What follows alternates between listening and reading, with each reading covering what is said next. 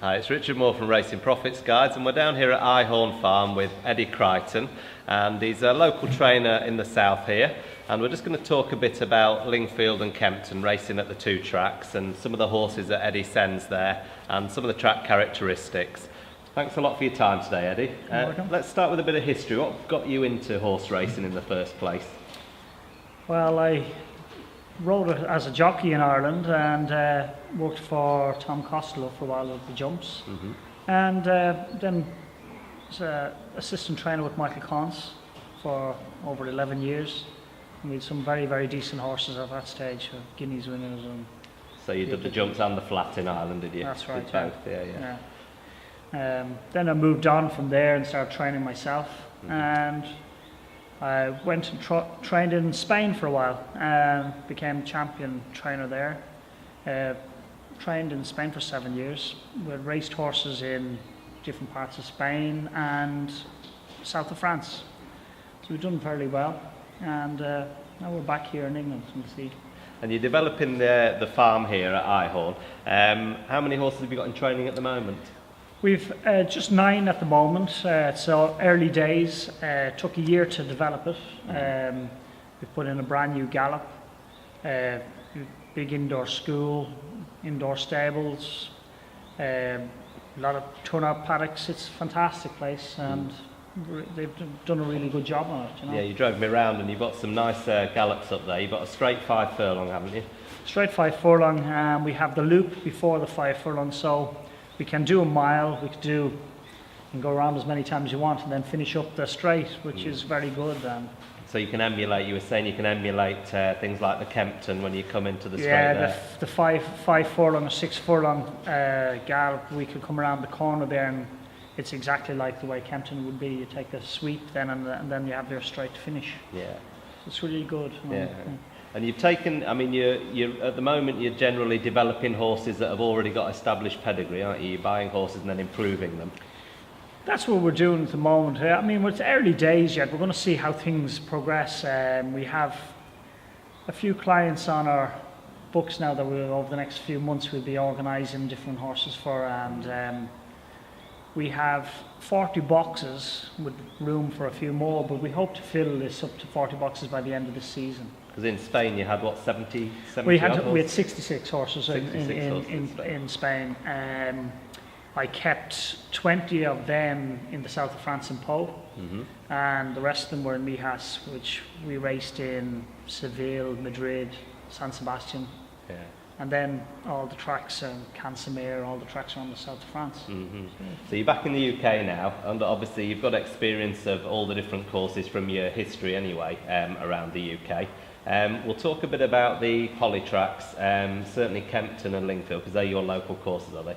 Yeah, Kempton and Lingfield is very handy. We're very close, 15 minutes to Lingfield from here, and it's just over an hour to Kempton. It's not too far really, and I like the two tracks. They're fairly fair, you know, for the horses. And what other tracks would you use around here? Brighton, you say you send? Well, we have a runner tomorrow in Brighton. Depends on the horse.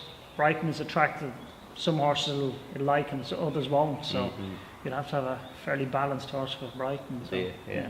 Lovely. Well, we'll finish that there and then we'll move on to the other courses. Okay, Eddie, so let's talk a bit about Lingfield first of all. Obviously a left-handed poly track, but quite undulating compared to the other all-weather courses in the UK. Yeah, it is, but it suits as well. To me, I like the track because depending on the distance, some of the, they can go fast early, then they slow up coming down the hill, they're taking a pull, they're getting themselves organised before they get to the last bend, which sometimes they can run a bit sharp or off. But I think it's a fairly fair track, you know. I like Lingfield. Yeah, and I mean, when I met you there, that was when you'd had Bold Ring had gone in there, hadn't she? Yeah, she had, and she went in over the mile. On paper they're saying she wouldn't get a mile, but there again in Lingfield you're travelling some part of it downhill, so you're saving petrol, you know. And so you think horses would get a trip there better than maybe at another course? I think so. My opinion, maybe it depends, but my opinion, yes, that's. Because she then followed up at Kempton, didn't she? What was the trip at Kempton? Was it back to 7 again? Back to 7, because it was a different type of track again, you know. So, but when they do take a pull through the races in Lingfield, and you're getting a bit of time to get a breather into them, and off you go again then, you know. So would you say you'd try and get a positive position at Lingfield? Is that what you'd try and advise your jockeys to do, or sit back and then come around that last bend? Well, again, is it depending on the horse? It depends. I think the surface changed a bit. I think you can see, it used to be before you'd see horses coming from off the pace from back up the centre of the track, but now that they've changed the surface, you want to be a little bit closer, I think, in Lingfield. Handier, yeah. And what, you've obviously, it's downhill, like you said, on the mile, the 7 furlong and the 6 furlong.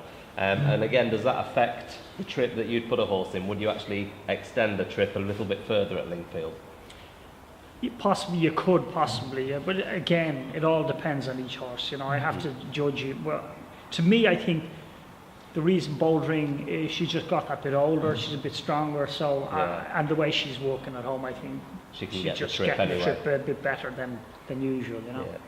And what about the characteristics? You said that the track's been relayed last year. Have you noticed it change characteristics? I think it has changed it slightly. I think it has, because I remember we had a few winners in Lingfield before where we came from way off the pace. Seems to me now you have to sit a little bit closer. And is that because it hasn't bedded in quite, or because it's just that bit lighter as a surface, not quite as sharp as it was, or? Probably, yeah. I'd say it's probably just probably a bit lighter, maybe. Yeah. And what about the longer trips? Have you run any horses over longer trips there then? We have, yeah. Oh, what sort of trips? Mile and 2. Mile horses, you know, but...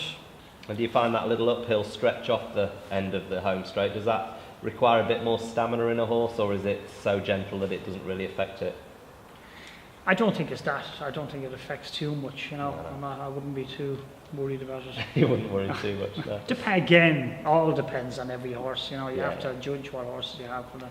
And what jockeys there do you use there? Well, over the time, I've used different jockeys. I mean, before my lads went off to Australia, they're riding Australia now. Edward was riding a good few of my horses for me there. Yeah. He's rode a good few winners there for a few different trainers. How old's Edward now?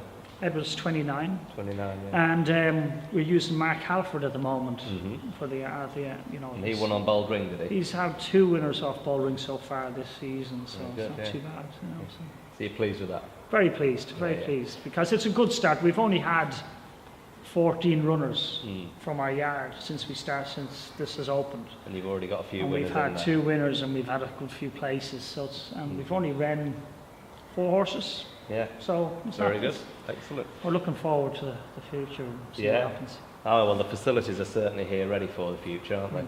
Yeah. Facilities are fantastic. I mean, they put a lot into it, and there's a lot more to go in.